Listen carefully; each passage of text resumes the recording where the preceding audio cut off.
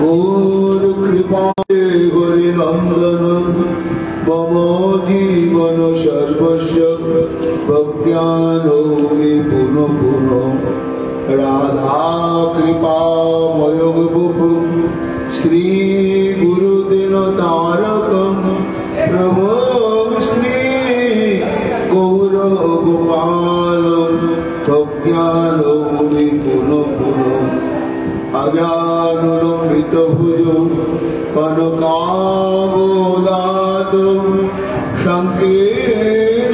संकीर्तनैकपितरो कमलायताक्षो विश्वाम्बरो द्विजबरो युगधर्मपालो वन्दे जगत्प्रियकरो करुणावतारो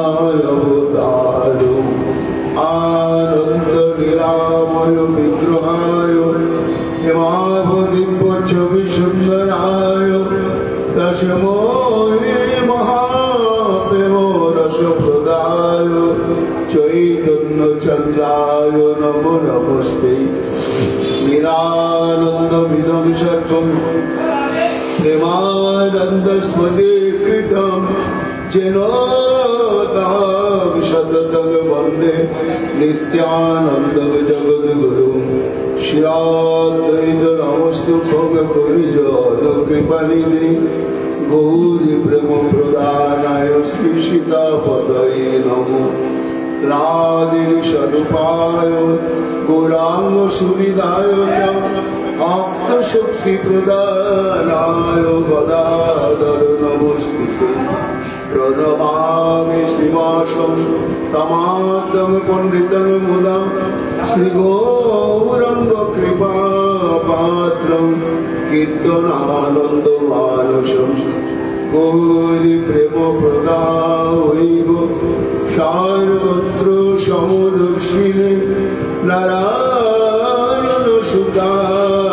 च श्रीमन्मनोहरये नमः बर्हाविरामं मृगमदतिलकं कुण्डलाक्रान्तगण्डं कन्याक्षं कुम्भकण्ठं स्मेतशुभगमुखं साधनस्तवेणुं श्यामं शान्तं त्रिभङ्गं रविकरं वसनभूषितं वैजयन्त्यां वन्दे वृन्दावनस्थयुवतिशतकृतं ब्रह्मगोपालवेशम्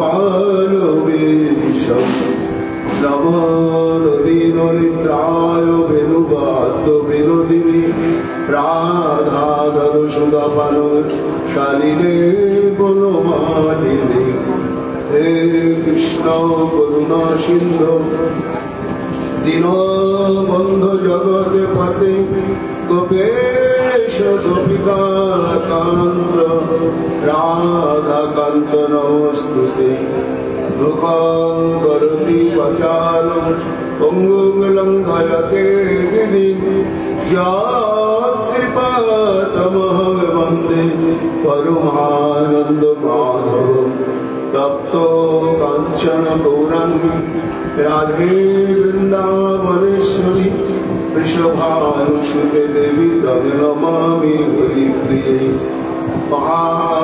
महाभावस्वरूपात् ऋषिणो प्रिया गुरुयोषि प्रेम मुक्तिप्रदे देवी राधिका तं नमाम्यहम् वन्दे नन्दव्रजस्त्रीणां अदोरेणोऽभिगदशं यशाङ्गुरी कथाद्गीतं पुनाति भुवनत्रयम् चतुर्वदन ब्रह्मा दिवाहुरपरो मुनि अभारो रचन शम्भुर् भगवानो वदरायणि यां प्रभजन्तमनुपेतमभेदकृतं नैपायन विरह घातनयजुहावो पुत्रति तन्मयातय तरवयोविनेदुस्तः सर्वभूतहृदय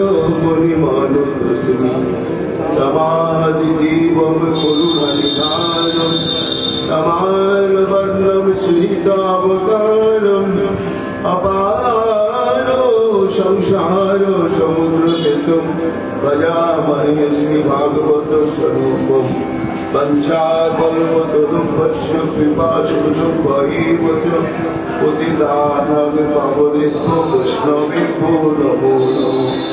जय रूप सनातन भक्त रघुनाथ श्री भगवान भद्रदास रघुनाथ भक्ति भल बंदी चाय गोसाईर चरण जहाँ हृदय विघ्न नाशय विष्णुपुर जय गौर भक्त वृंद गौर जদের प्राण सबे मिले देहो मोरे निताय गौर भक्ति दान निताय गौर हरि बोल निताय गौर हरि बोल निताय गौर हरि बोल जय जय निताय गौर हरि बोल हरि बोल।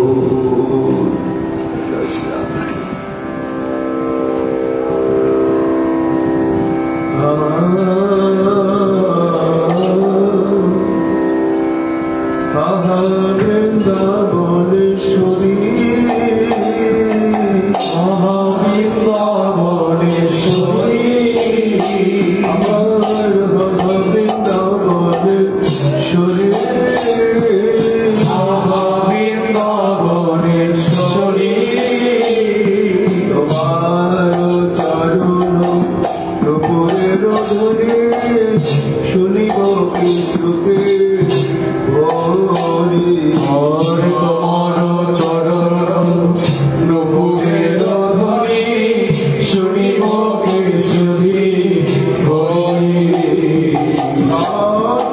কমল বলয় কুণ্ডল ছত্র কমল বলয় কুণ্ডল বেদে শঙ্খ চন্দ্র বর্ণে বেদে শঙ্খ চন্দ্র বর্ণে জব শক্তি গলা সোহাগাদি চিহ্ন আর জবে শক্তি গলা সোহাগাদি চিহ্ন নয়ন ভরি আর জবে শক্তি গলা সোহাগাদি চিহ্ন নয়ন ভরি চরণ সুগন্ধ রাগান করিয়া চরণ সুগন্ধ আনন করিয়া চরণ সুগন্ধ রাগান করিয়া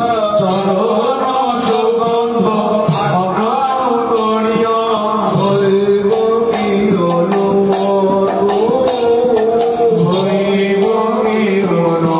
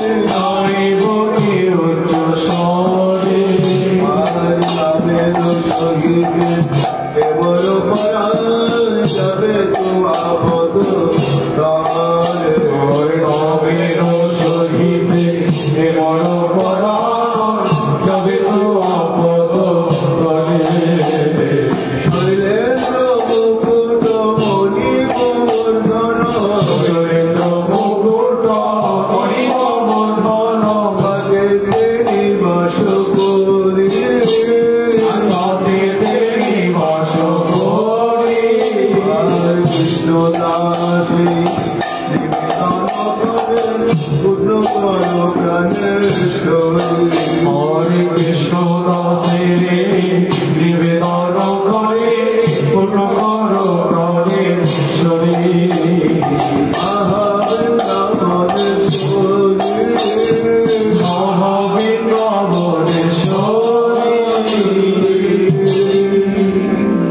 राधा रानी की जय अपार करुणामयी राधा रानी की जय प्रेम भक्ति प्रदायिनी राधा रानी की जय जय श्री राधे श्याम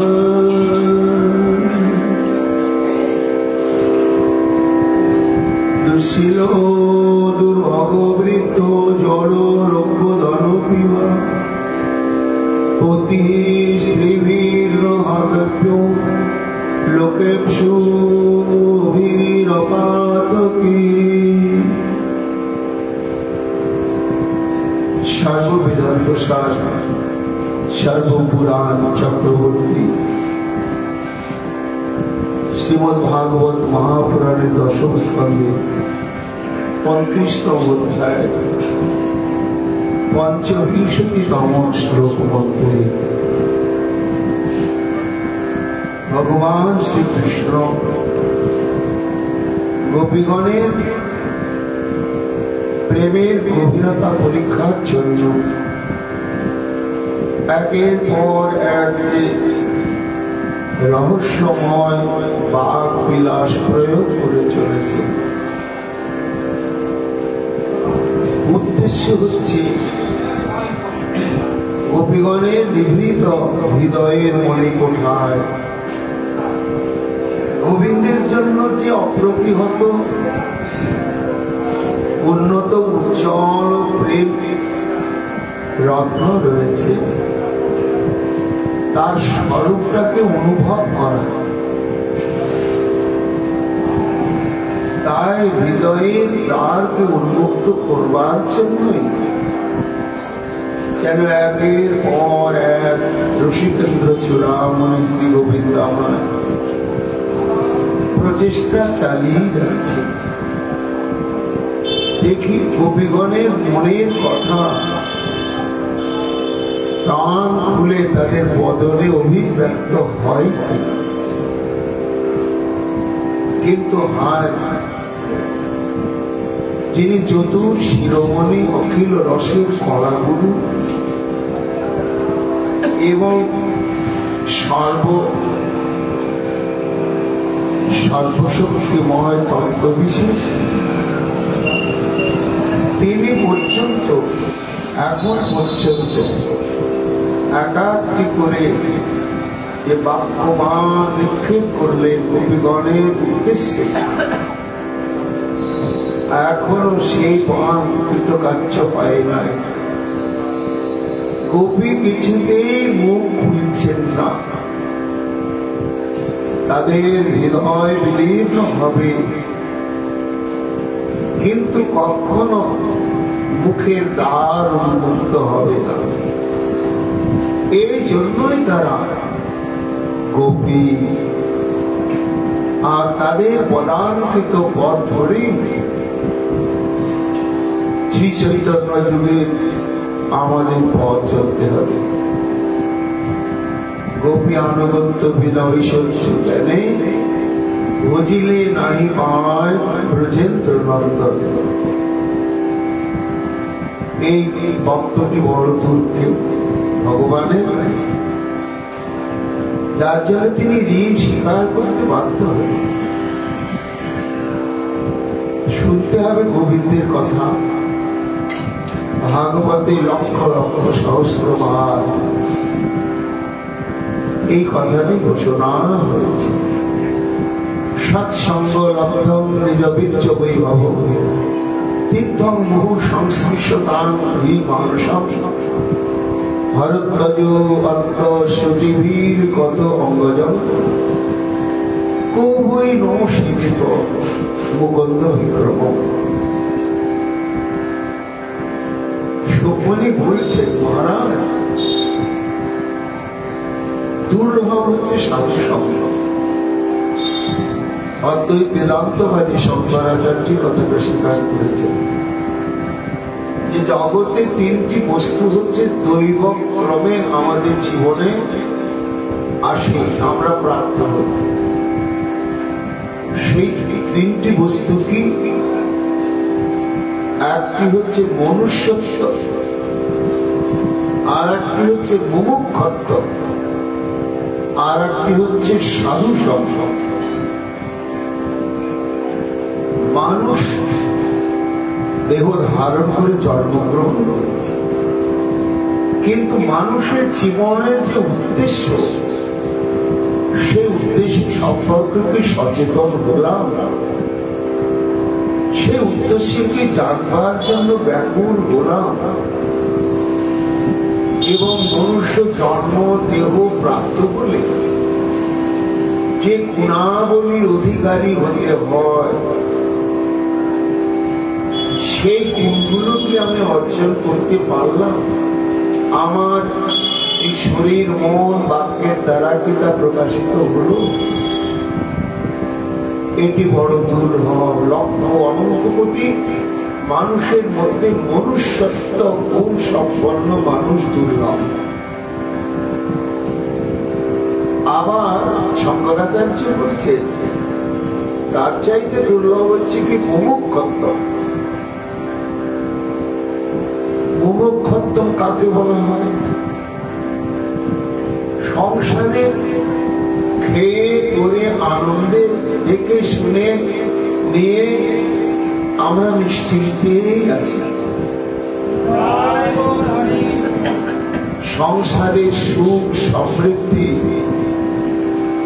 এটাই জীবনের একমাত্র মুখ্য কর্তব্য, আর এই কর্তব্য ওদের প্রয়োজনীয়তা ডুবেই রয়েছে। কিন্তু না, মনুষ্য জন্মের উদ্দেশ্যই হচ্ছে মুক্ত হওয়ার জন্য। কেমন মুক্ত হওয়ার জন্য? মুক্তির দার্শন বলা হয়েছে। ভাগবতে একটা সুন্দর দৃষ্টান্ত দিয়েছে সুকমণি অন্যত্র জায়গায়, যে মনুষ্য জন্মটি কেমন জন্ম না, যেমন কোন ধনীর গৃহে পোষা পাখি দীর্ঘদিন পোষ মেনে একেবারে পরিবারের লোকের সঙ্গে মেখে গেছে। এবার খাঁচার দরজা যদি খুলে রাখা হয়, সে যে মুক্ত বিহঙ্গ অনন্ত আকাশে তার বিচরণের অসীম ক্ষেত্র, সে তখন সেটি আর বুঝতে পারে না। খাঁচার মুখটা খোলা পেয়েও অনন্ত আকাশে চিরমুক্ত হয়ে বেরিয়ে যায় না। কেন না? ওই স্বর্ণময় খাঁচা, আর যারা তাকে পালন করছে তাদের প্রীতি আর তাদের ভালো মন্দ নানা প্রকার খাদ্য, এই ভুলে গিয়ে খাঁচার দরজা খোলা পেয়েও সে বেরিয়ে মুক্ত হয়ে যায় না। তেমনি মানুষ এই খাঁচা খোলা দরজা খোলা পাখির মতনই মনুষ্য জন্মটা 84 লক্ষ জনই ভ্রমণ করতে করতে মানব জন্মই হচ্ছে মায়ার খাঁচার দরজা খোলা। এই মানব জন্ম পেয়ে আমরা সমস্ত প্রারব্ধ কর্মবন্ধন থেকে মুক্ত হয়ে রাধা গোবিন্দের চরণে গোপী আনুগত্যে সেবা সৌভাগ্য পেতে পারি। কিন্তু আমরা করি না, করার প্রয়োজন বোধ জাগে না। যারা ছেড়েছে তাকে বলা হচ্ছে মুমুক্ষু। আর এই সংসারে আহার নিদ্রা মৈথুন ভয় ভোগ বিলাসে ডুবেই রয়েছে, এই হচ্ছে বিষয় অন্ধ। তা এই যে লক্ষ কোটি কোটি কোটি কোটি সংসারীর মধ্যে একজন দুজনে নন্দনকরণে জাগে যে আর অন্য জন্মের অপেক্ষা নয়, এই জন্মেই আমাকে সৎগুরু পদাশ্রিত হয়ে সাধু সঙ্গ করে লীলাস্থানে বসবাস করে আমাকে উদ্ধার হতে হবেই হবেই। একে বলা হয় মুমুক্ষত্ব। এই মুমুক্ষত্ব জায়গাটাও দৈবক্রমে হয়। সমগ্র ভারতবর্ষ বা পৃথিবীতে যত কোটি কোটি কোটি কোটি মানুষ আছে, তার মধ্যে কত শতাংশ মানুষ এই আমাদের চৈতন্য মহাপ্রভু প্রবর্তিত পথকে অবলম্বন করে ভজনে ব্রতী হয়েছে? অত্যন্ত নগণ্য সংখ্যা। কেন না এই মুখ্যত্ব দুর্লভ। তাহলে প্রথম একটা দুর্লভ হচ্ছে ভাগ্যক্রমে পাওয়া যায় মনুষ্যত্ব, দ্বিতীয় হচ্ছে মুমুক্ষত্ব, আর তৃতীয় বলা হচ্ছে সাধু সঙ্গ। এই জীবনে সাধু সঙ্গ প্রাপ্তি একটা দুর্লভ। প্রকৃত সাধু সঙ্গ যদি লাভ হয়ে গেল, তার সব হয়ে গেল। কি সব হলো? সুখমণি বলছে, মহারাজ কি সৎসঙ্গ লব্ধম নিজ বীর্য বৈভবম। সৎসঙ্গ হলেই কি হয়? হরি কথা শ্রবণ হয়। হরি কথা শ্রবণ, সৎসঙ্গই মানে হচ্ছে হরি কথা শ্রবণ কীর্তন। কেন না যারা প্রকৃত সাধু, তাদের সম্পর্কে শ্রী গোবিন্দ আমার অর্জুনকে বললেন, মচ্চিত্তা মদ্গত প্রাণায় বোধরত্ব পরস্পরম কথান্তস্য মাং দুঃস্বপ্নিতম চিত্ত রমন্তি চ। অর্থাৎ তাদের কোনো কাজ থাকে না। অর্জুন যারা আমাগত প্রাণ আমাগত চিত্ত সাধু, তারা দিন রাত আমার কথাই বলে একটা অদ্ভুত অনির্বচনীয় আনন্দ পায়, আবার শ্রবণ করে শুনে আনন্দ পায়। সুখমণি বলছেন, মহারাজ এবং সাধু সঙ্গ প্রাপ্ত হলে কি হরিকথা, আর হরিকথা শ্রবণ করতে করতে কি লাভ হয়? নিজ বীর্য বৈভব, অর্থাৎ ভগবান যে সর্বশক্তিমান, তিনি আমার আপন জন, তিনি সর্বময় কর্তা, তার স্বরূপ আছে, ঐশ্বর্য আছে এবং মাধুর্য আছে। এই বিষয়ে যে বিস্তৃত অভিজ্ঞতা জ্ঞান, সে যদি নিরক্ষর ব্যক্তি হয়, কিন্তু শ্রদ্ধা সহকারে যদি সাধু মুখে কৃষ্ণ কথা শুনতেই থাকে, তখন ভগবত প্রসঙ্গে স্বরূপ ঐশ্বর্য মাধুর্য তত্ত্বজ্ঞান লাভ হয়। নিজ বীর্য বৈভব। আর কি না তীর্থ, অর্থাৎ হরিকথা হচ্ছে তীর্থ শব্দ। বলে তীর্থের চাইতে মহাতীর্থ। তীর্থে গিয়ে স্নান করলে দেহ পবিত্র হয়, কিন্তু মনের মধ্যে কামনা বাসনা ইত্যাদি যে খুঁটিনাটি বুদ্ধি, সেগুলো তীর্থ বাড়িতে স্নান করলে যায় আর না যায় সন্দেহ থেকে যায়। দ্বিতীয় হচ্ছে তীর্থেও আবার গঙ্গাদিতে স্নান করারও একটু বিপদ আপদের প্রশ্ন আছে। ওইখানে নামবেন না, কেন? গভীর জল, তলিয়ে যাবেন। তাহলে গঙ্গার ঘাটে স্নান করে মহাতীর্থ গঙ্গা নামতে গেলেও বিচারের বিষয় আছে। কিন্তু হরিকথারও গঙ্গারও তীর্থ। এখানে ডুবে যাওয়ার, ঘূর্ণিপাকে তলিয়ে যাওয়ার, পাড় ভেঙে যাওয়ার কোন বিপদের সম্ভাবনাই নেই।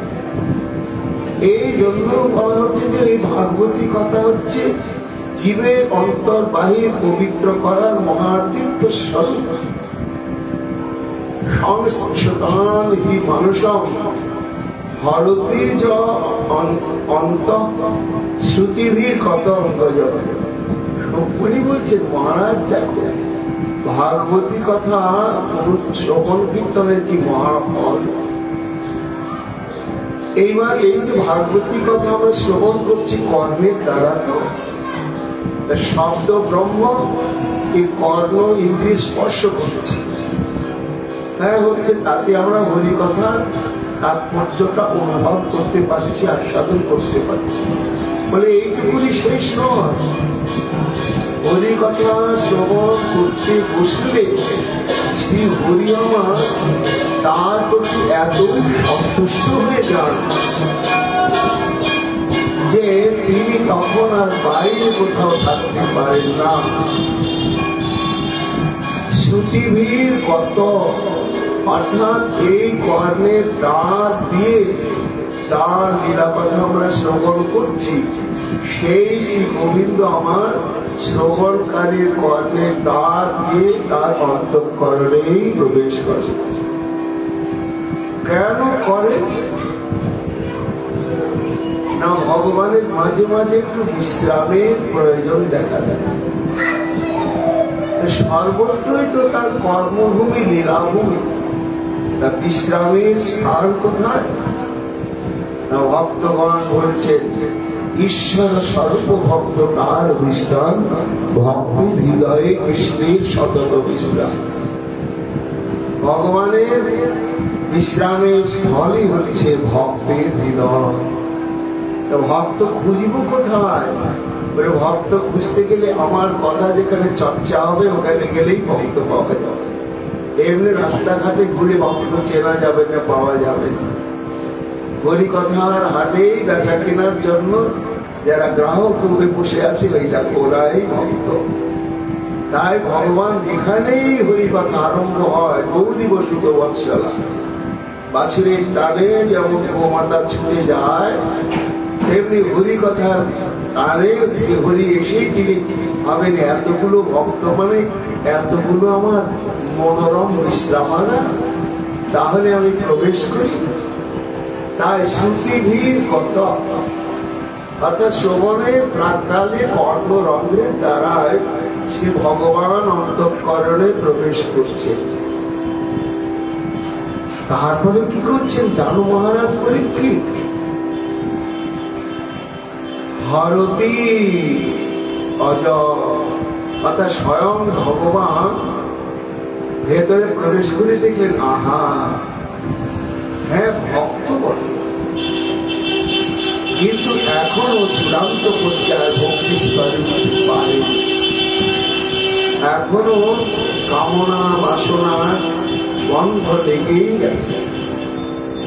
তা যখন লেগেই আছে, আর আমিও যখন দরজা খোলা পেয়ে প্রবেশ করেই গেলাম,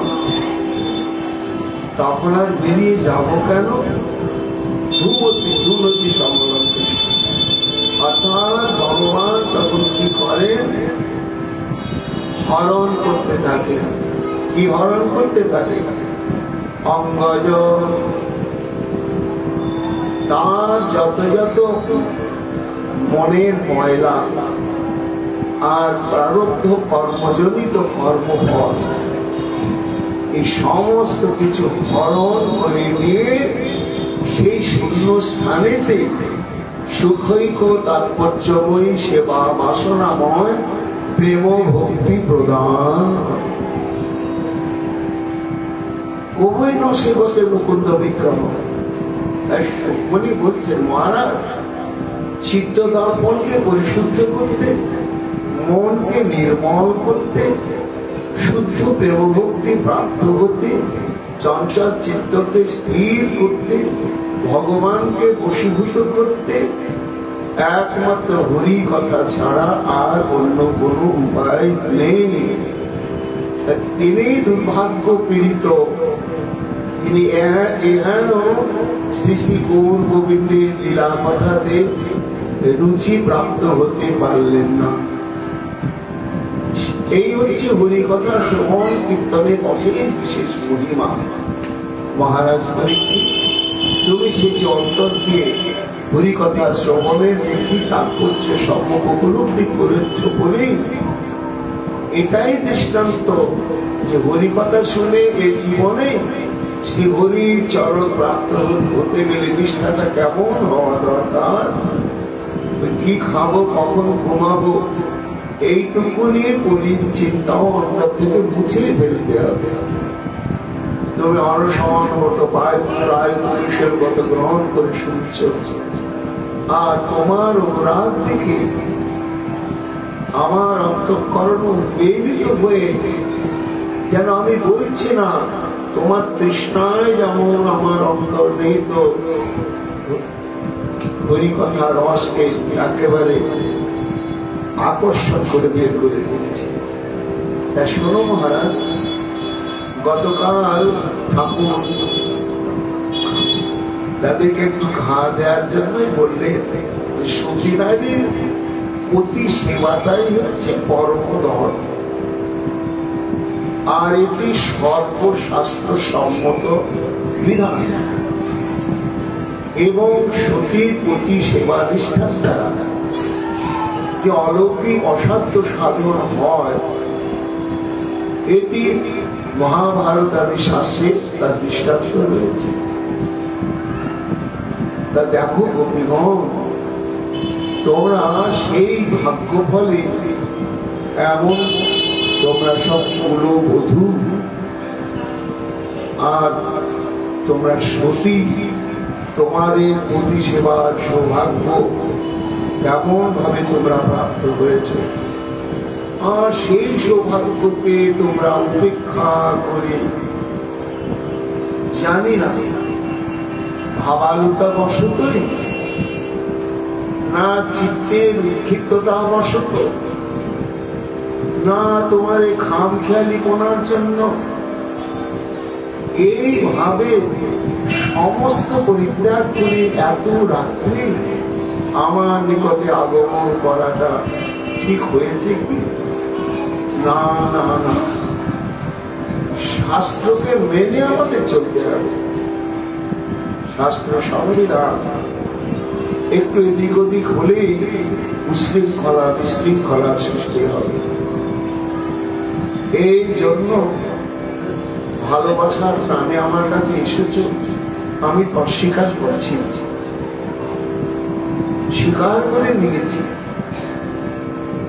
আমার কাছে এলে দেখা করলে, কিন্তু এখন তোমাদের সতীত্বের মর্যাদা নিয়ে তোমাদের ফিরে যাওয়া কর্তব্য। আর আমিও যে ব্রহ্মচারী, আমারও একটা সুখ্যাতি সারা প্রজভূমিতে রয়েছে, সেটাও যেন অটুট থাকে, এটাও তোমাদের কাম্য। এইভাবে গোবিন্দ যখন সতীর প্রতি সেবায় শ্রেষ্ঠ ধর্ম, এটার যুক্তিজাল বিস্তার করে যখন প্রমাণ করে দিলেন, তখন গোপীগণ তাকাচ্ছেন আর ভাবছেন, ভাই লোকটা তো সোজা নয়, তিন বাঁকা। তোর চেহারাটা যেমন তিন বাঁকা, ওর হৃদয়টা বুদ্ধিটাও তিন বাঁকা কি 30 বাঁকা কি জানে। এক একটা কথার পেছনে দেখো, আমাদের যতই পূর্বপক্ষ স্থাপন করছি, এমন এমন যুক্তিজাল বিস্তার করে খণ্ডন করে দিচ্ছে যে আর আমাদের কোনো মন্তব্য করার কোন উপায়ই থাকছে না। কিন্তু সমস্যা সবে বুঝলাম, কিন্তু আমাদের একটা দিকত ভাবনার বিষয় আছে। শাস্ত্র কি সেই দিকটা সম্পর্কে ভেবেছে, বা তুমি কি ভাবো? গোবিন্দ বলছেন, তা তোমাদের আবার ভাববার কি বিষয় আছে? তা বিষয় নেই। শোনো, আমরা তো নারী জাতি, নারী জাতি যখন তখনই বুঝতে হবে, জন্মের পর থেকে আমরা বালিকা বয়স থেকেই জেনেছি যে আমাদের বিবাহ হবে, আমরা কুলবধূ হব, এই বাবার সংসারে থাকবো না, হৈমন্তিক ধানের মতন আমরা স্বামী সংসারে চলে যাব। হৈমন্তিক ধান যেমন বীজ বপন করে চারা তৈরি করা হয়, কিন্তু ধান গাছ ওইখানে ধান ধরবে না, আবার চারাটাকে তুলে নিয়ে গিয়ে আর এক জায়গায় উঠতে পারে, সেখানে বড় হয়ে তখন ধান হয়, ফসল হয়। তা মায়েরা যেখানে জন্মগ্রহণ করছে সেখানে তাদের জীবন বিস্তার ঘটে না, সেখান থেকে তুলে নিয়ে গিয়ে আর এক জায়গায় বপন করা হয়, শ্বশুর বাড়িতে বা স্বামীর ঘরে। তখন সেখানে পুত্র কন্যা জামাই জোড়া পুত্রবধূ ইত্যাদি ইত্যাদি বিস্তার লাভ হয়। এই জন্য স্বাম আমরা জানি এটাই যেহেতু নারী কুলে জন্মগ্রহণ করেছি, এই জীবনটাই আমাদের অপেক্ষা করছে। কিন্তু তাই বলে কি আমরা যন্ত্র? যন্ত্র তো নয়, আমাদের কিছু আশা আকাঙ্ক্ষাও আছে, বিনোদনের একটা অবসর আছে, বিবেক আছে, অনেক কিছু আছে। বলো এবার প্রতিসেবা প্রতিসেবা প্রতিসেবা বুঝলাম, কিন্তু কুলবতীরা তো ভগবানের নাই সর্বান্তর্যামী নয়। এবার মনে করে যেখানে বিবাহ হলো, সেই স্বামীটা যদি ভয়ঙ্কর দুর্ব্যবহারকারী হয়, দিনে রাতে আপোষহীন ভাবে দুর্ব্যবহার করে চলেছে, তাহলে সেই সতী কি করে শ্রদ্ধা ভক্তি নিয়ে বিশ্বাস নেই কতক্ষণ ধৈর্য ধারণ করে সেই স্বামী সেবা করতে পারবে? বলো। দ্বিতীয় হচ্ছে বিবাহের পরেই যদি স্বামী মৃত্যু ভয়ঙ্কর রোগগ্রস্ত হয়ে গেল, বিবাহের পূর্বে তো সেই রমণী জানবে না, জানি না। এইবার বলো তার জীবনেও তো কিছু আশা আকাঙ্ক্ষা আছে। তা এইভাবে দুরারোগ্য রোগাক্রান্ত স্বামীর ক্ষেত্রে সে কি করে প্রাণ ভরে অধিকারী সেবা করার মনোবৃত্তি লাভ করবে? জানা যায় না তো। বিবাহের পরে দেখা গেল অতি জড়বুদ্ধি সম্পন্ন, মানুষের মতো, কিন্তু মানুষের মতো বুদ্ধিবৃত্তি তার নেই। তখন চিন্তা করো বুদ্ধি তো ঠিক আছে, কিন্তু জড়বুদ্ধি সম্পন্ন একটা মানুষের সঙ্গে তার জীবনটাকে জড়িয়ে দিয়ে তার জীবনের কি দশা হলো একটা ভেবেছে তো। তারপরে স্বামী যদি অন্ধ হয়, জন্মান আগে জানানো হয় না, প্রাচীনকালে এরকম হতো, ভালো ছেলেকে দেখিয়ে বিবাহ বাসরে অন্ধ ছেলেটাকেই বসিয়ে দেওয়া হলো, এবং ধর্মভীরু প্রাণ 7 পাক করা হয়ে গিয়েছে, সংকল্প মন্ত্র পাঠ করা হয়ে গিয়েছে, তখন নিজের অদৃষ্ট ভেবে অন্ধ স্বামীটাকেই নিয়ে থাকতে হয়, বা বধির স্বামীকেই নিয়ে থাকতে হয়। তারপরে যদি অদৃষ্টের ফেরে দুর্ভাগ্য পীড়িত পতি হয়, হত দরিদ্র হয়, বলতো সেই সতীর কুল ধর্মের সংবিধানটা কি হবে? খুব তো তুমি শাস্ত্রের কথা বলছ আমাদের, সেটা একবার তুমি বলো। এইরকমই যেন কবিগণ গোবিন্দের দিকে মুখে নয়, নয়নের ভাষায় পরপর এই যুক্তিগুলো তুলে ধরলেন। তখন চতুর্শিরোমণি আমার গম্ভীর হয় মৃদু হেসে প্যারানায়ন নাচিয়ে নাচিয়ে বলছে, শোনো, আমার নিজস্ব বক্তব্য নয়, আমি জানি আমার কথা তোমাদের কাছে বিকবে না, এই জন্য তোমরা যে যে যুক্তি আমাকে তুলে ধরলে আমি অস্বীকার করছি না, কিন্তু যদি জ্ঞান অজ্ঞানকৃত ভাবে সতীনারী ওই রকম পতির সঙ্গ প্রাপ্ত হয়ে যায়, সেই ক্ষেত্রে তার কর্তব্য কি? হ্যাঁ, এটা তো প্রশ্নই। এর উত্তর আমি বলছি না, শাস্ত্র বলছে, দুঃশীল দুর্ভগ বৃদ্ধ জড় রোগ্য ধন বিবাহ।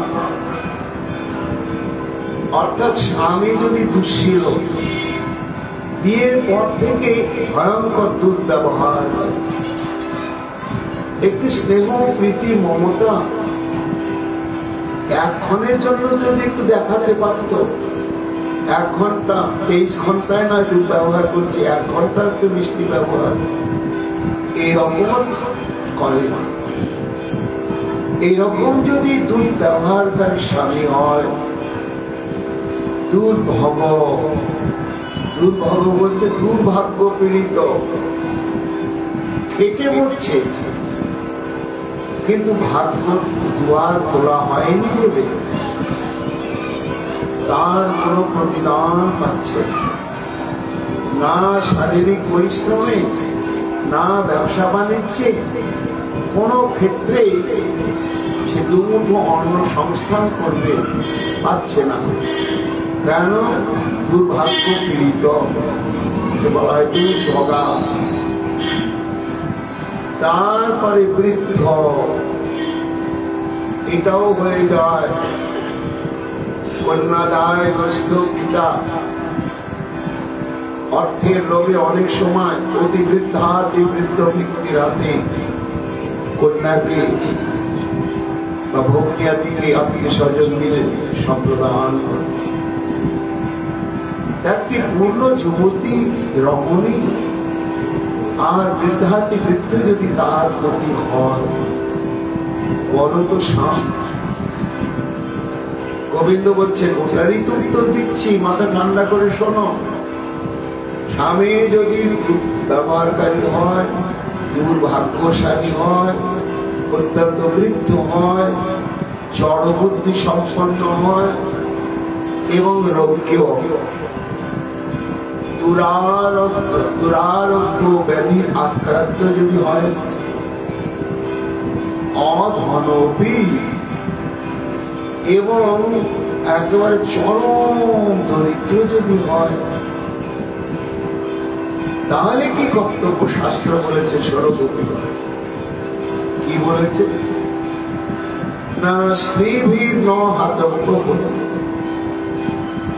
কখনো সেই কুললনা কর্তৃক সেই স্বামীকে ত্যাগ করা চলবে না, অশ্রদ্ধা করা চলবে না, সেবাদি বন্ধ করা চলবে না। শাস্ত্র একেবারে পরিষ্কার করে বলে দিয়েছে। দুঃশীল দুর্ভাগ্য বৃদ্ধ জড় লোক ধন বিবাহ প্রতি স্ত্রীভি ন হাতব্য, লোকে ভিড় অমাতে কখনো ত্যাগ করা যাবে না, যাবে না, যাবে না। তবে হ্যাঁ, এতগুলো দোষ থাকা সত্ত্বেও কোন পতিকে ত্যাগ করা যাবে না? বলে বৃদ্ধ, ধনহীন, দুর্ব্যবহারকারী ইত্যাদি ইত্যাদি অন্ধপতি। কিন্তু একটা যদি বদগুণ না থাকে, কি না পাতক দোষ। এই পাতক দোষ যদি না থাকে, তাহলে স্ত্রী অন্ধ স্বামী হোক, বৃদ্ধ স্বামী হোক, যেমনই হোক, কখনো ত্যাগ করতে পারবে না এবং স্বামী বুদ্ধি হতে সরে যেতে পারবে না। তাকে প্রাণ দিয়ে সেবা করে যেতেই হবে। এটা আমার কথা নয়, শাস্ত্রের কথা। গোপীগণ, যদি বলো মনে মনে কুৎসিত অতিশয়, সুন্দরী মনের আগে তারা যোগ্য নয়, এরকম তো তোমাদের মনের কথা মনে হচ্ছে। আমরা যেমন রূপ যৌবনে অনন্য সাধারণ, আর আমাদের স্বামীগুলো বিট খেল দেখতে, এই জন্য মন বসে না, এরকম বলতে নেই। তোমাকে সুন্দর দেখি যোগ্য আমাদের, এসেছি সে বিদেশ সবে ছাড়িয়া তাদের। তবে আজ সেই সেবার উপদেশ দিয়া বিফল রহিবে বিক্ষোভ কথা সে বলিয়া। রোগযুক্ত দরিদ্র দুর্গত জড়মতি, তবু পতি না ছাড়িব নারী কুলবতী। একমাত্র তেজিতে পাতকী পতি সবে অধিকার। স্বামী যদি পাতকী হয়ে পড়ে, তিনি সুন্দরী হন, অর্থবানী হন, বলবান হন, বীর্যবান হন, যাই হোক, তিনি যদি পাতকী হয়ে পড়েন, তখন তাকে পরিত্যাগ করলে সেটা অশাস্ত্রীয় হবে না। পতি সেবা বিনা নারীর ধর্ম নারী আর। দেখো গোপীগণ, তোমরা হয়তো বলবে আমি বিয়ে থা করিনি, তা এত স্ত্রী ধর্মের বিষয় জানলাম কি করে? না, এটা জেনেছি মহতের মুখে শ্রবণ করতে করতে। তারা যখন শাস্ত্র আলোচনা করতেন গৃহস্থ ধর্ম সম্পর্কে, তাদের মুখে শুনতে শুনতে আমার ধারণা হয়েছে, শোনো, একজন যথার্থ গৃহিণী তার স্বভাবটা কেমন হওয়া উচিত, তার পোশাক আশাক কেমন হওয়া উচিত, তার কর্তব্য জ্ঞান কেমন হওয়া উচিত, সুন্দর করে শাস্ত্র করেছে। কোথায় বলেছে? না, ধর্মরাজ যুধিষ্ঠির একদিন দেবর্ষি নারদ দেখাবে, তাকে সমাদর করে নিকটে বসাবে।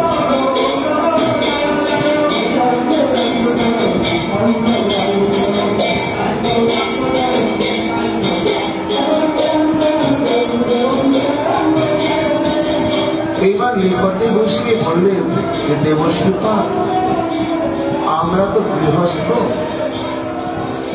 আমাদের স্ত্রী স্বামী এই নিয়েই তো গৃহস্থের সংসার। এখানে আমার প্রশ্ন হচ্ছে, জিজ্ঞাসা, এই যে আমরা বিবাহ করি এবং যাকে পত্নীর রূপে বা সমধর্মিনী রূপে বরণ করে নিয়ে আসি, সংসারের প্রতি, স্বামীর প্রতি এবং সংসারের অন্যান্য পরিজনের প্রতি তাদের আচরণটা কেমন হওয়া উচিত? শাস্ত্রে নিশ্চয় এ নিয়ে কিছু বলা আছে। তা হে দেবশ্রীপাদ, তুমি কৃপা করে বল। জানা গোপীগণ, মহারাজ যুধিষ্ঠির এই প্রশ্ন করেছিল। তখন তার উত্তর দিতে গিয়ে সম্মার্জন উপরে ধ্যান গৃহমণ্ডল বর্তনই স্বয়ং চ মন্ডিতা নিত্যম পরিবেশ পরিচ্ছন্ন। অর্থাৎ একজন আদর্শ গৃহিণীর কর্তব্য হচ্ছে সব সময় ঘরের যে সংসারের কাজের দায়িত্ব নিয়ে থাকবে, কিন্তু মলিন বসন, মলিন চেহারা হয়ে থাকতে হবে না। তাকে খুব পরিচ্ছন্ন বেশ, পরিচ্ছন্ন বস্ত্র অলঙ্কার এরকম ধারণ করে থাকতে হবে। আর সমস্ত গৃহকে পরিষ্কার রাখতে হবে এবং গৃহমণ্ডল বর্তনে উপরে বাঁধান আলপনা দিয়ে গৃহকে সবসময় উৎসব মুখর করে রাখতে হবে। বাড়িতে ঢুকলেই মনে হয় এই বাড়িতে বোধহয় জ্যৈষ্ঠী মাসের ভোগ হবে। এইরকম গৃহটাকে যেন একটা উৎসবের ভূমি রূপে পরিণত করে রাখতে হবে। এইসব দায়িত্ব হচ্ছে মাতৃজাতি, স্ত্রী জাতি। কাময় উচ্চাবচয় শান্তি প্রশ্রয়েন দমেন চ বাক্যই সত্যই প্রিয়ই প্রেমনা কালে কালে ভজের পুতি। গৃহ ধর্মিনী কি হতে হবে? নিরুদ্বিগ্ন চিত্ত। স্বামী অনেক সময় সংসারের বাইরের দিকটা তাকে সামলাতে হয়, সেই জন্য মনের ভারসাম্য হয়তো ঠিক সময় থাকে না। কখনো দুষ্টু কথা বলবেন, কখনো তাড়ন ভৎসনাদি করবেন, কিন্তু আদর্শ গৃহিণী জানবেন আমি ছাড়া তার কেউ নেই, আর তিনি ছাড়াও আমার কেউ নেই। তাই স্বামীর বক্তব্য মন্তব্যে কখনো দুঃখিত হয়ে তার প্রতিবিধানের জন্য সচেষ্ট হবেন না এবং গৃহকে সর্বক্ষণ ধূপ দীপ সুগন্ধি দ্রব্য ইত্যাদি দ্রব্যের দ্বারা সুসজ্জিত করে রাখবে। আর সংসারের ক্ষেত্রে স্বামী যা স্বপ্ন দেখছেন, এটা করতে হবে, এটা করলে হবে, সেই হবে, স্ত্রী সেটি সঙ্গে সঙ্গে অনুভব অনুধাবন করে সর্বান্তঃকরণে ওই স্বামীর স্বপ্ন পূরণের জন্য একেবারে সর্বতভাবে সহযোগিতা করতে হবে। সর্বোপরি প্রেম না কালে কালে ঘরের প্রতি, স্বামীর প্রতি যে দাম্পত্য জীবনের প্রেম বা প্রীতি, যতই দুর্ঘটনা ঘটুক সেই প্রীতির বন্ধন কখনো ছিন্ন করবে না আদর্শ কুলবতী। সন্তুষ্টা অনুরূপা দক্ষা ধর্মজ্ঞা প্রিয় সত্যবা।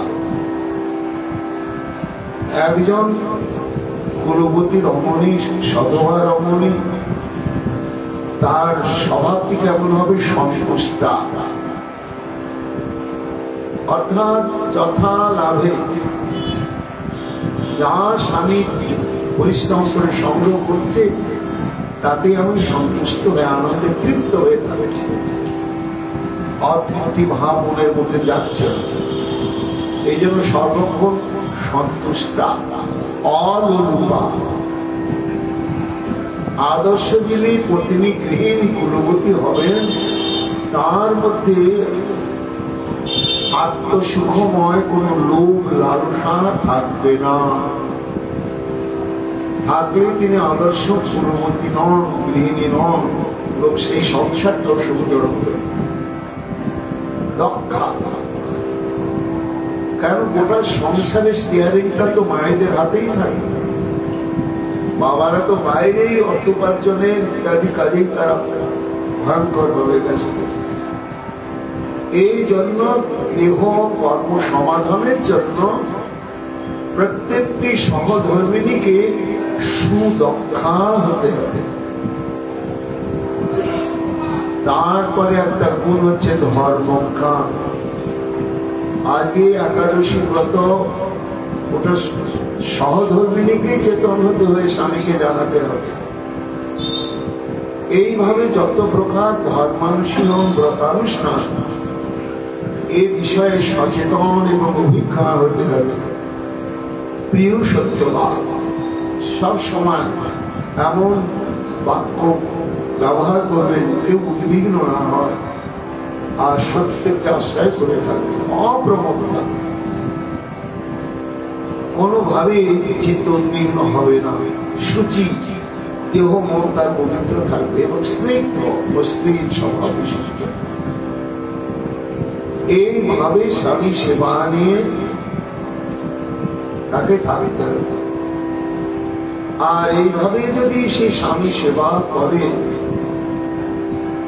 তাহলে যা প্রতি ঘরি ভাবে ভজে শ্রী জীব তৎপরা হজাত্মনা হরের লোকে পন্থা শ্রী জীব মদতে। অর্থাৎ শাস্ত্রজ্ঞগণ বলছে এইভাবে যদি স্বামীকে সাক্ষাৎ শ্রীহরি বলে নিরুদ্বিগ্নে চিত্তে ক্রোধ শূন্য মনে লোভ শূন্য স্বভাবে স্বামীর সুখে সুখ এটাই জীবনের ব্রত গ্রহণ করে যদি কেউ সেবা করে তাহলে দেহার দেশে বৈকুণ্ঠে গিয়ে লক্ষ্মী দেবীর ন্যায় স্বভাব প্রাপ্ত হয়। তাহলে কি পতিকে ত্যাগ করা যাবে না কোনো ক্ষেত্রে? গোবিন্দ বলছেন না, এখানে দেবশ্রী নারদ একটু শাস্ত্র উল্লেখ করেছে পতিকে ত্যাগ করা যাবে। এইবার পতির প্রতি সংজ্ঞা কি? কোন স্বামীকে ত্যাগ করা যাবে? আমাদের তো এই কলিযুগে তো এখন এইসব বিধান আর একেবারেই নেই, কিন্তু শাস্ত্র বলে দিয়েছে। আমরা চৈতন্য চরিতামৃতে দেখেছি সার্বভৌম বলছে সাটির মা সাটিকে বলো ওই অমক চক্রবর্তীকে ত্যাগ করুক। বলে স্বামী রে, বলে স্বামী হলে কি হবে? পুরুষে নিন্দুকের মুখ না দেখিব পরিত্যাগ করিলে তার মামলা লইব। সাটিকে কহ তারে ছাড়ুক, সে হইল পতিত, পতিত হইলে ভক্তা তেজিতে উচিত। সার্বভৌম তার একমাত্র মেয়ে আর একমাত্র জামাই অমর, তা বলছেন যে স্বামীকে ত্যাগ করুন। কেন না পতি অর্থাৎ পাতকী, তা পাতকী স্বামীকে ত্যাগ করলে অপরাধ হয় না। এবার পাতকীর সংজ্ঞাটা না, এই বিষয়ে শাস্ত্র বলছেন ব্রহ্ম হত্যা সুরাপানং স্ত্রিয়ং উৎপাদনাগম বহন্তি পাতকন্যায় সংসর্গস্যাপি তৈষহ। এই চারটি কর্মের মধ্যে যে কোনো একটি কর্ম যে করবে তাকেই পাতকী বলা হবে। এই রকম যদি স্বামী হয় তাকে ত্যাগ করলে কোনো পাপ হবে না। সেই চারটি কি না ব্রহ্ম হত্যা, এই চারটাকে বলা হচ্ছে মহাপাতক। পাপ অতিপাপ মহাপাপ, তা এই ব্রহ্ম হত্যা, সুরাপান, মনুষ্য কুলে জন্মগ্রহণ করে মদ্যপান করা,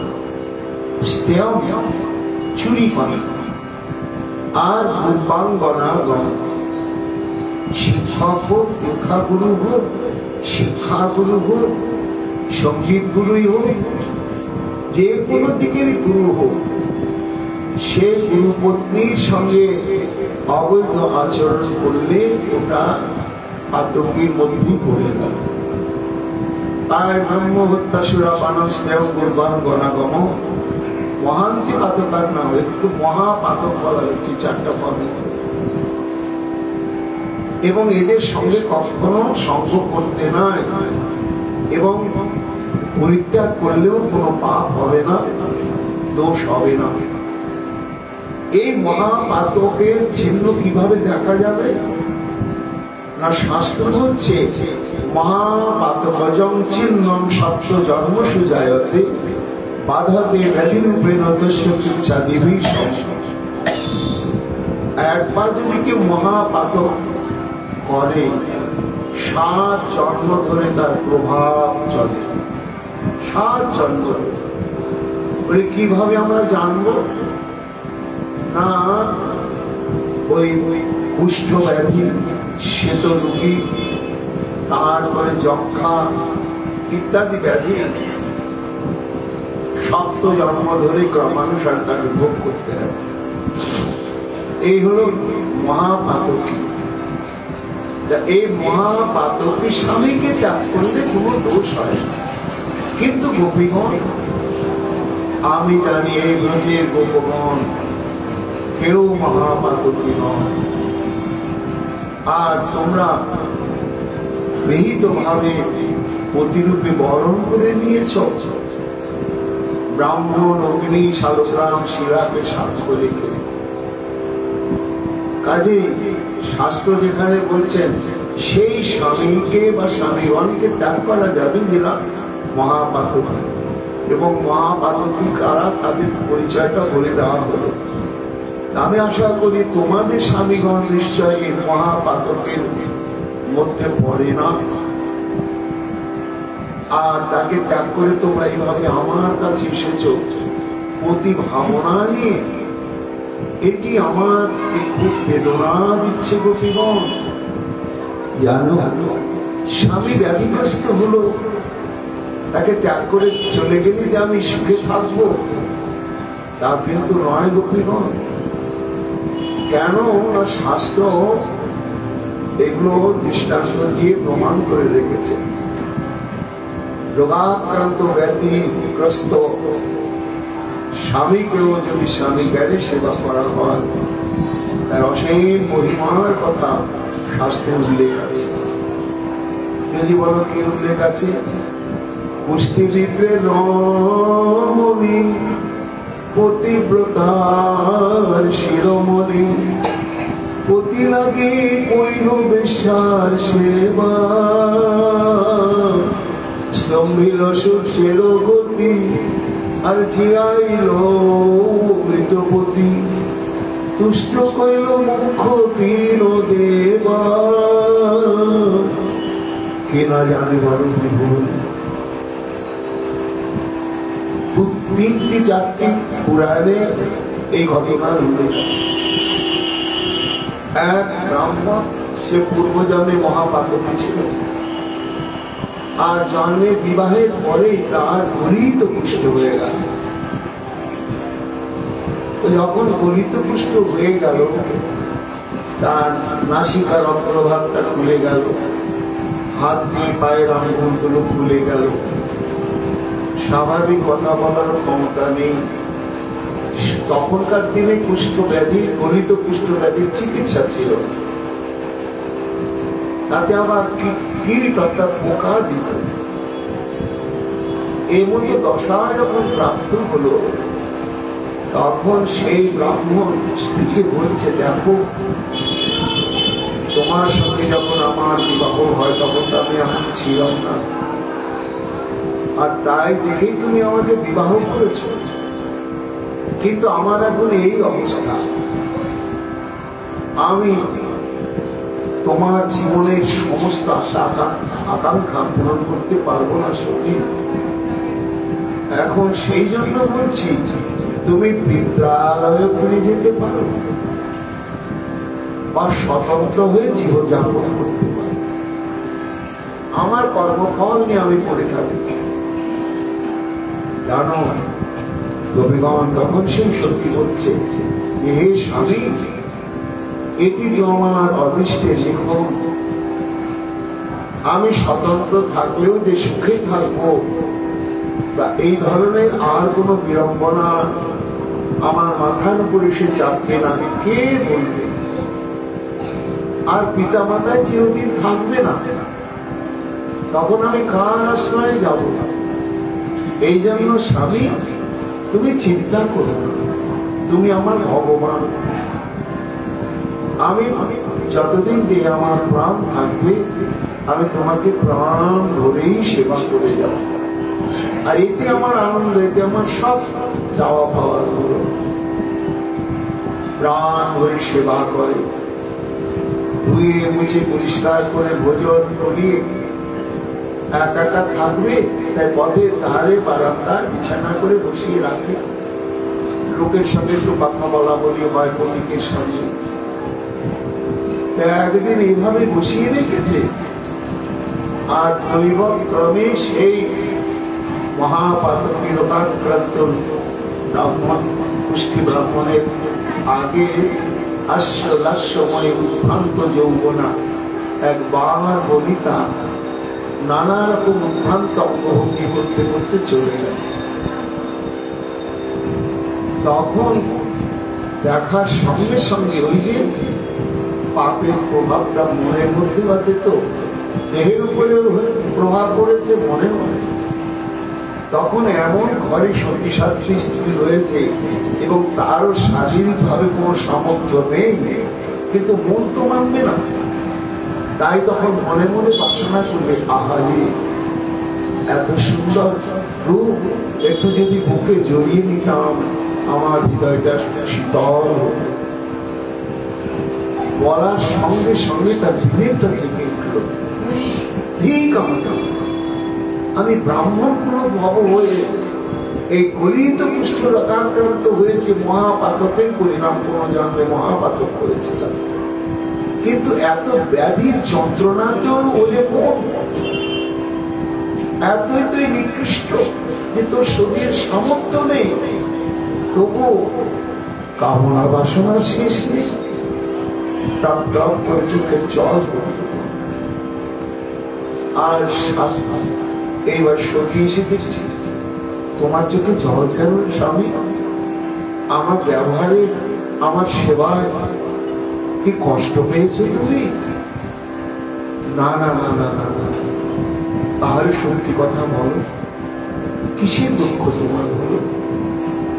সত্যি সত্য বলবো, ঘটনাটা খুলে বলি। তখন শুনে সতী বলছে, চিন্তা কি স্বামী, আদর্শ সতীর কর্তব্যই হচ্ছে স্বামীকে সুখ দেওয়া, স্বামীকে আনন্দ দেওয়া।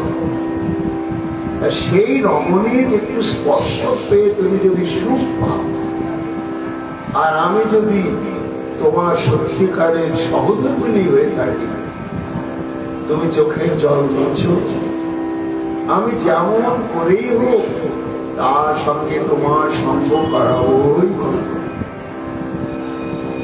তা এই বলে তাকে নিশ্চিন্ত করে সেই সখী অনুসন্ধান করতে করতে জানল যে শহরের প্রান্তে সেই বালবনিতা থাকে, দেহ ব্যবসায়ী। তখন গিয়ে তার ঘরে পরিচয় না দিয়ে চিগিরি করতে লাগে। স্বামীর সেবার ফাঁকে ফাঁকে গিয়ে তার সেবা করা, বাসন মাজা, কাপড় কাচা, ঘর মোছার থেকে তাকে তৈলমর্দন করা থেকে সমস্তই সেবা কর্ম করতে করতে করতে করতে সে বারবণিত অভিভূত হয়ে গেল যে নিজের ভগ্নী, নিজের মা, নিজের কন্যা তো এত প্রেমযুক্ত হয়ে সেবা কেউ করবে না। কিন্তু দীর্ঘদিন করেই যাচ্ছে, পয়সা তো চায় না। তাই একদিন বললে, শোনো, তুমি এইভাবে যে আমার সেবা পরিচর্যা করছো, এর সত্যিকারের প্রতিদান দেওয়ার মতো আমার সামর্থ্য নেই, আর না দিলেও তো একটা অবিবেক। তাই তোমাকে দেখে মনে হচ্ছে তুমি মহাসতী, তোমার শরীর থেকে তেজ বেরোচ্ছে, তো বলো আমি কি করতে পারি? তখন সেই সতী বলছে, হে ভাগ্যবতী, আমার ঘরে একটা স্বামী আছে, তো আমার স্বামী গলিত কুষ্ঠ রোগাক্রান্ত, কিন্তু তোমার একটু স্পর্শ বিলাসী, সঙ্গ বিলাসী। তাই আমার বেতন টেতন কিচ্ছু চাই না আমি, তুমি যদি একদিনও হলে তাকে একটু স্পর্শ করো, সঙ্গ দাও, এটাই আমার পারিশ্রমিক, এটাই আমার বেতন। শুনেই তো সে বালবনিতা চমকে উঠল। এই কি কখনো হতে পারে? কোন বিবাহিতা স্ত্রী তার স্বামীকে পরনারীর সঙ্গ করিয়ে সুখ দেওয়ার কথা কেউ ভাবতে পারে? অকল্পনীয়, অভাবনীয়।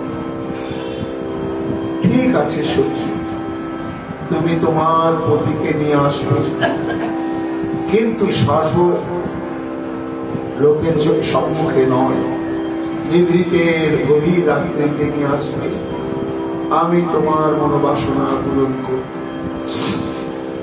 কবিগণ দেখো, তখন রাত্রিবেলা স্বামীকে বলে হয়ে একটা ডালার উপরে বিছানা ভালো করে মোটা করে পেতে তার উপরে বসিয়েছে, বসিয়ে মাথায় করে অন্ধকার পথে যাচ্ছে সেই বালবনিতার বাড়িতে স্বামীকে সে বালবনিতার সঙ্গ করানোর জন্য। আর দৈবক্রমে একটা দৈব ঘটনা ঘটে গেল। যে প্রশস্ত পথ দিয়ে যাচ্ছিল, সেই পথের ধারে একটা বিশাল বট বৃক্ষ ছিল, আর একটা বট বৃক্ষের ডাল রাস্তা পারাপার হয়ে উপরে এরকম সোজা বিস্তার হয়ে আছে। আর সেই ডালের উপরে সেই দেশের যে রাজা, সে চিনতে না পেরে, বুঝতে না পেরে, চোর মনে করে মান্ডব্য ঋষির শরীরে একটা সুর মানে বল্লম বিদ্ধ করে ওইখানে বসিয়ে রেখেছে। কেন বসিয়ে রেখেছে? না, তার একটা ঘটনা হচ্ছে যে রাজকোষাগারে একেবারে দস্যু ঝাঁপিয়ে পড়ে শহর পার করে নিয়ে গেল। সঙ্গে সঙ্গে রাজরক্ষীগণ তো পেছনে ধাওয়া করলো, কোথায় গেল কোথায় গেল। তা সেই দস্যুগণ দৌড়াতে দৌড়াতে মান্ডব্য মুনির তপবনে কি উপস্থিত, সেখানে আরো ঋষিগণ গভীর রাত্রিতে তারা সমাধি মগ্ন হয়ে পরমাত্মার আনন্দ উপভোগে ডুবেছে। এইবার চোরগুলো তখন দেখি ধরা তো পড়েই যাব, তা হরণ করার দ্রব্য ওখানে ছড়িয়ে ছিটিয়ে দিয়ে ওরা টাকা দিল। এখন রাজরক্ষীরা দেখছে, আরে এরাই তো চোর, বেটা ভণ্ড সাধু সে দেখুন চোখ বন্ধ করে আছে। এবার মান্ডব্য ঋষি তো সমাধি, তার তো চেতনাই নেই, তাকে গিয়ে বলছে তুমি চোর, তুমি এসব পালন করেছ, কথাই বলছে না। তখন সঙ্গে মন্ত্রী এসেছে, বলছে কথা বলছে না বেটা, ওই চোর, আর তার মালপত্র পড়ে রয়েছে, চল ধরে নিয়ে যায়। তো ওই সমাধি অবস্থায় পদ্মাসনে বসে আছে, তো ওইভাবেই চাকতলা করে ধরে রাজদরবারে নিয়ে গেছে। সমাধি ভাঙে, পরের দিনও ভাঙেনি, বিচার বসল। বিচারক বললেন যে এই চুরি করেছে, যেহেতু বারবার জিজ্ঞাসা করলেও যখন উত্তর দিচ্ছে না, তখন মৌন সম্মতি লক্ষণ, মহারাজ এই চোর। বলে তাহলে কি শাস্তি দেওয়া হবে?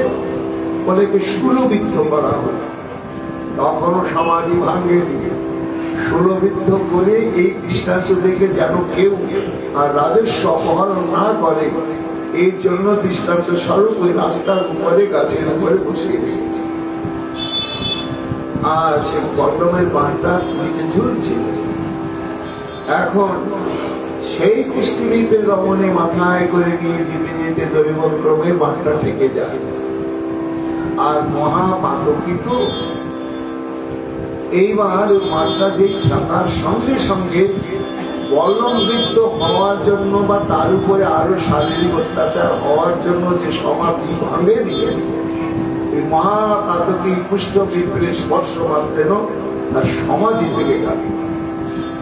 এই সমাধি ভেঙে গেল, কোন তো শরীরে এলো। তখন আর মৃত্যু যন্ত্রণা, কে কে আমার এই সমাধির আনন্দকে ভগ্ন করে দিলে। দেখছে নিচের দিকে তাকে, ও একটা বলল শুনবিদ্ধ আমি, আর স্পর্শ রে দুরাচার, তোর এতই পাপ, তোর স্পর্শে আমার বহু জন্মের কাম্য এই সমাধি ভঙ্গ হয়ে গেল। যা অভিশাপ দিলাম, রাত্রি প্রভাতের সঙ্গে সঙ্গে তোর মৃত্যু। এই যে অভিশাপ দিয়ে দিলে, সতী তো শুনল, শুনে আর তো তার যাওয়া হল। তখন স্বামীকে নামাল, নামে গাছের উপরে আচ্ছা অন্ধকারে দেখছেন একজন মুনি। তখন ভাবছেন মুনি সাধু, নিশ্চয় তার একটু করুণা পাবো। কাঁদতে কাঁদতে বললেন, মণিবন ইনি আমার একমাত্র স্বামী, গলিত কুষ্ঠ রোগাক্রান্ত, অজ্ঞাত ভাবে স্পর্শে আপনার ধ্যান লেগে গিয়েছে, এর জন্য তাই আমার স্বামী নয়। অজ্ঞানতা বশত কোনো ঘটনা ঘটে গেলে ক্ষমাটা করা উচিত, তা তুমি ক্ষমা করে দাও। আমার এই দিনও ভ্রমণে ওই স্বামী ছাড়া আর কেউ নেই, যদিও গলিত কুষ্ঠ রোগাক্রান্ত, তবু আমার তিনি ভগবান। বলে না না, অভিশাপ একবার প্রদত্ত হলে আর কখনো ফিরে আসে না। তখন সেই সতী বলছেন, মুনি তোমার যদি মহা তপস্যার শক্তি থেকে থাকে, আর সেই শক্তির প্রভাবে যদি সূর্য উদয়ের সঙ্গে সঙ্গে আমার স্বামীর মৃত্যু হয়, আমি বিধবা হয়ে যাব, আর আমিও যদি ভগবত বুদ্ধি নিয়ে স্বামীকে সেবা করে থাকি, আমিও বলছি সূর্য উদয় হবে না। এবার সূর্য উদয় না হলে তো স্বামীর মৃত্যু হবে না। এবার সূর্যের আর ক্ষমতা হচ্ছে না সতীর বাক্যকে উপেক্ষা করে উদয় হতে। সূর্য তো একবার থেমে গেল। এদিকে পৃথিবীতে রাত্রি প্রভাত হচ্ছে না, রাত্রি প্রভাত হচ্ছে না, বেলা 10টা-11টা বেজে গিয়েছে। ব্রহ্মা ভাবছে কি হলো, তাহলে কি প্রলয়কাল সমাগত হলো? সূর্যের গতি কেন স্তব্ধ হয়ে গেল? তখন ভোলেনাথের কাছে চলল। ভোলেনাথ, ভোলেনাথ এ কি হলো? বলে তাই তো ব্রহ্মাজি, কি হবে? বলে তুমি কিছু বুঝছো, আমি কিছু বুঝতেই পারছি না। তাহলে চলো চলো, তুমিও চলো, আমিও যাই, প্রভুর কাছে যাই। তখন বৈকুণ্ঠে গিয়ে হাজির প্রভু। পৃথিবীতে রাত্রি প্রভাত হচ্ছে না, সূর্যের গতি স্তব্ধ হয়ে গিয়েছে, কি হবে? ভগবান নারায়ণ একটু হেসে বলছেন, সূর্যের ক্ষমতা হচ্ছে না, সতীর বাক্যকে উল্লঙ্ঘন করে উদয় হয়ে তাহলে সৃষ্টি থাকবে না যে প্রভু। তাহলে চলো, তোমরা একা একা গিয়ে কেউ কিছু করতে পারবে না, আমিও পারবো না, এই জন্য চলো তিনজনই আমরা যাই। তখন ব্রহ্মা বিষ্ণু মহেশ্বর তিনজন ব্রাহ্মণের বেশ ধারণ করে সেখানে এসে উপস্থিত হয়ে বলছেন, মা তুমি কেন কাঁদছো? আর ইনি বাকে, আর ওই বৃক্ষ ডালে উনি বাকে।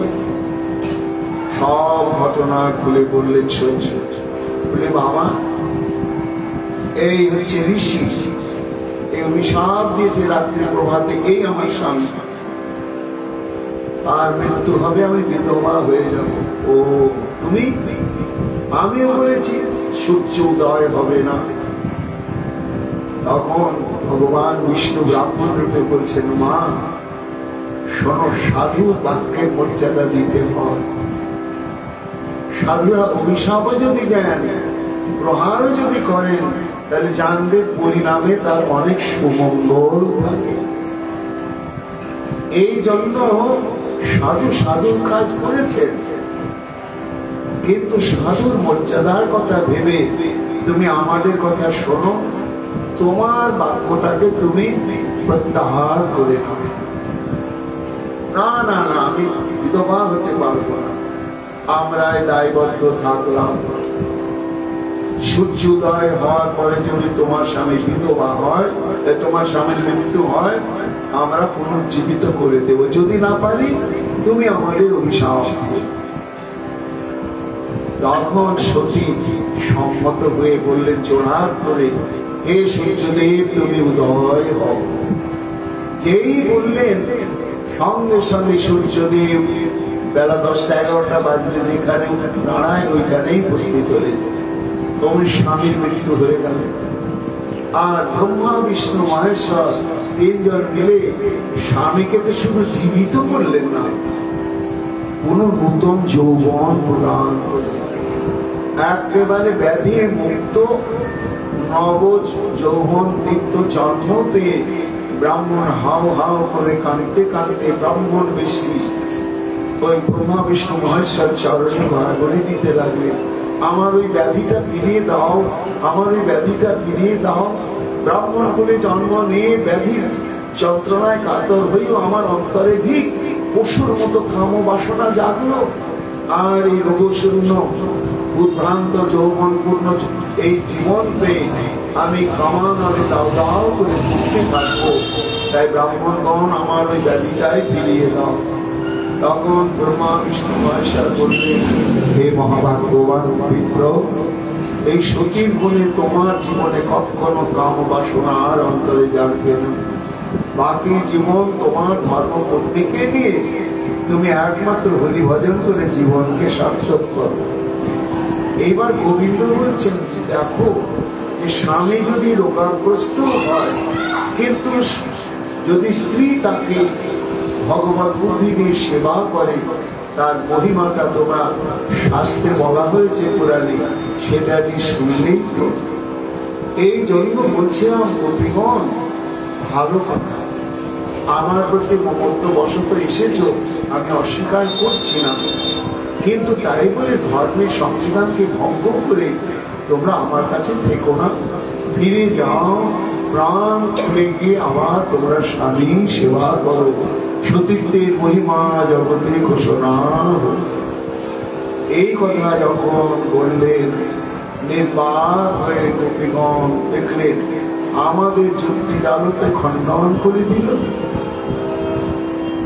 দেখি এখন এই যুক্তিকেও খণ্ডন করার কোনো কথা পাওয়া যায় কিনা। এই বলে তারা নীরবে গোবিন্দের চরণ প্রান্তে দৃষ্টি নিবদ্ধ করে নীরব হয়ে দাঁড়িয়ে থাকলেন। আমার গোবিন্দ তাদের পরিপ্রেক্ষিতে কি বললেন আগামীকাল আমরা শ্রবণ কীর্তন করব।